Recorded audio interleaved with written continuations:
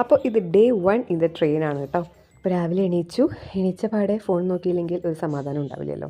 പക്ഷേ ഞങ്ങൾ ഫോൺ എടുത്ത് നോക്കിയപ്പോൾ കേട്ടതൊരു സങ്കട വാർത്തയായിരുന്നു. അതായത് നമ്മളുടെ യുദ്ധം തുടങ്ങണത് നിങ്ങൾ ട്രെയിനിലിരിക്കുമ്പോഴാണ് കേട്ടോ. രാവിലെ എണീച്ച് നോക്കുമ്പോഴാണ് സംഭവ ബഹുലമായ എല്ലാ കാര്യങ്ങളും അറിയുന്നത്.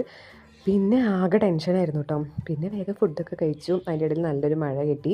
അങ്ങനെ ഉച്ചയായി. ഉച്ചയ്ക്കത്തെ ഫുഡ് ചിക്കൻ ബിരിയാണിയാണ് കേട്ടോ. അത് ട്രെയിനിൽ തന്നെ പറഞ്ഞിട്ടുണ്ടായിരുന്നതാണ്. അത് കഴിച്ചു.